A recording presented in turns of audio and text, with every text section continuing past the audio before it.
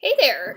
So we're going to take a look at Lost Coast Brewery's Raspberry Brown, and it's brown ale with raspberries. I'm sure that's not surprising. It has some alcohol in it,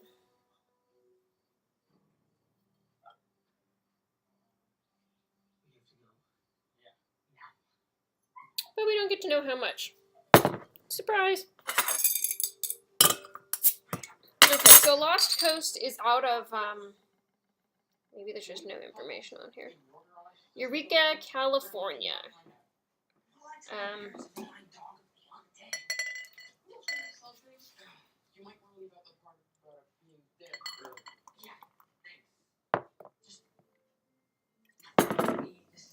Oops, that was foamy. Okay. Not certain why it doesn't say it on their.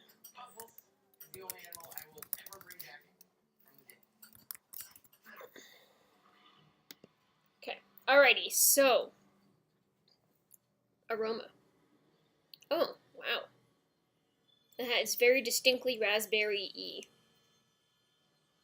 Kind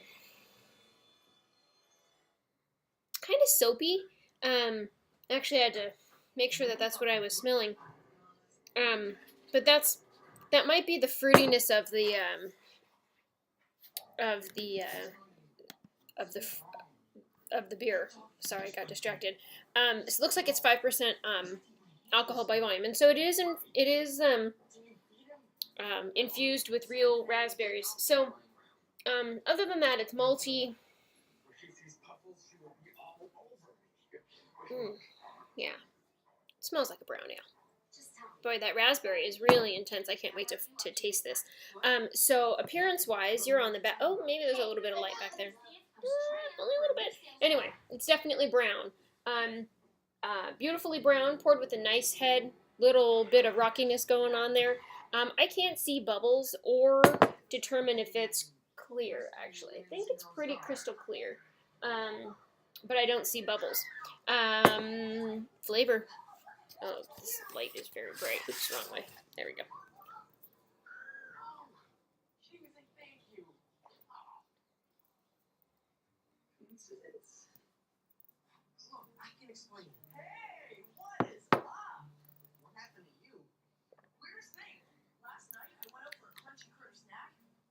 Interesting.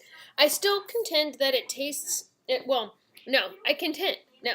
I think it tastes like soap, but it smelled like that. So maybe that's just how I perceive raspberries. Raspberries aren't necessarily my favorite fruit, and I kind of have a love-hate relationship with them. But it's kind of soapy, but not necessarily in a bad way. It's kind of like Bernie Bott's Every Flavor Beans soap. So you eat it and it's okay, but it's still weird.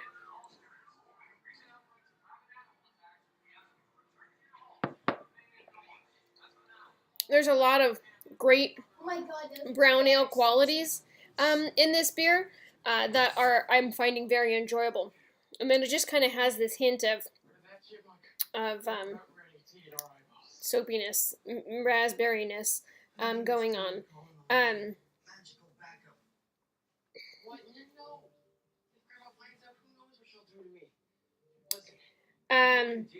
So for flavor in a brown ale, we're looking for chocolatey, caramel, nutty, toasty, malty complex with some hot bitterness. I feel like the hot bitterness is offset by the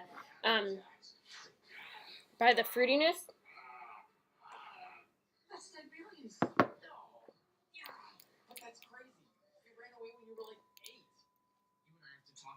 Yeah, I'm not getting a lot of bitterness out of it, but I think that would be the nature of fruits. You're going to add a little bit more sweetness in there, but then also this interesting kind of tartness, so it becomes tartness rather than beer bitter, hops bitter.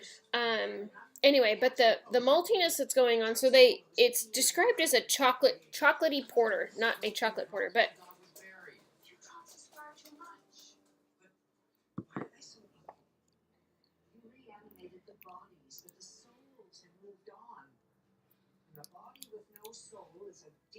I guess if I think hard on it, I can get those qualities out of it.